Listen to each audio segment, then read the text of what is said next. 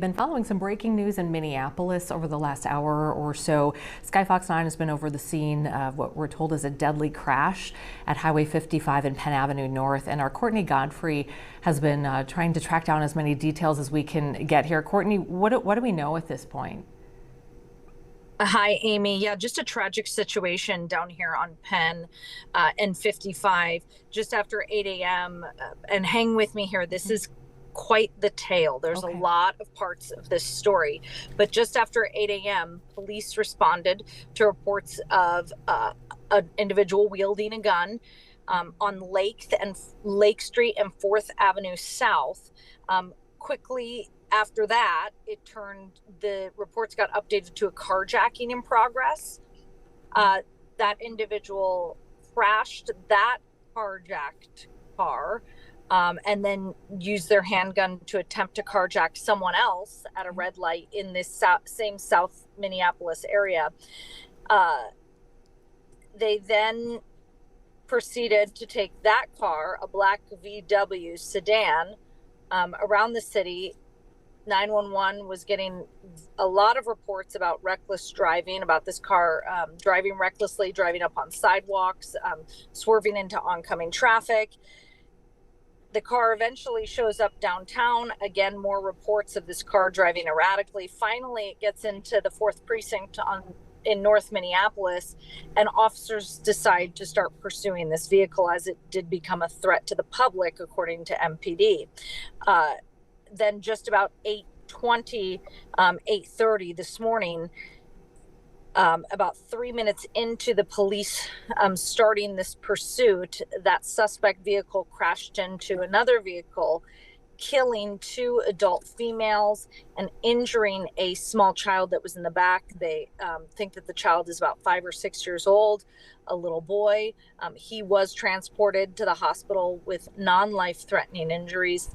But again, the passenger and the driver of that other vehicle that was at Penn Avenue and Highway 55 at that intersection, those 2 adult females were killed on impact. And it doesn't look like you guys have the video up, but the car was mangled. It was a very bad crash. They took the suspect into custody. He is at the hospital being treated now. They have not released the name of the individual, but they did recover a gun from the scene, and they also recovered at least 1 casing inside the vehicle because, like I said, police reported that individual was shooting outside of the passenger side window of that vehicle.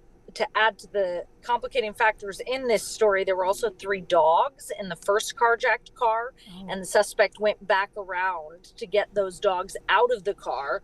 So when it crashed into the innocent victims at Penn and 55, those 3 dogs were in the car. One of them did have to be euthanized. The other 2 are being treated. Wow. Okay. Yeah. Thank you for laying that out in that way. I think it is a lot.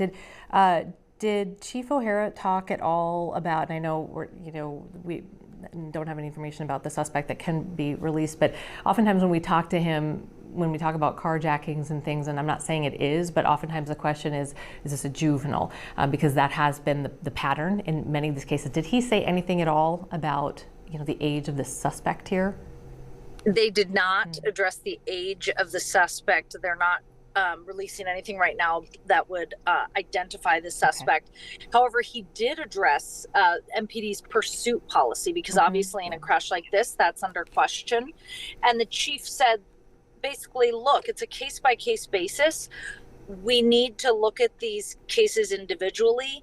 And in this case, they determined that this suspect was putting enough people in the community at risk, and they had received enough calls that they decided to pursue that vehicle. Okay. And so in this case, they determined that the individual was violent and a potential risk and harm to the public. So they did decide to pursue. Okay. And sorry if you said this, but was there a MPD squad involved in the crash at all itself? No, the MPD did pursue. They did not say whether it was 1 car or 2 cars, but we do know at least 1 marked squad car was pursuing in this chase. And again, they had only been pursuing for 3 minutes when the crash occurred at Olson Memorial Highway and Penn Avenue North. Okay. But obviously just a tragic situation, and the chief addressed that this is the outcome that they never want. Okay.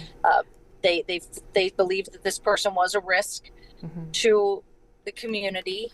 However, this is not the outcome that they obviously wanted. Okay, and we'll let you go. And there's a lot of questions here too around, we just saw, it was in Egan, the use of this grappler, you know, that goes under the tire and pulls the wheel. And so, you know, there are some interesting questions that we can ask after this. But thank you for your time and for checking in with us. We appreciate it. And we'll see you a little bit later with the latest on our newscast and on our web. Thanks, Court. Absolutely. Okay, Thanks, Amy. All right, take care.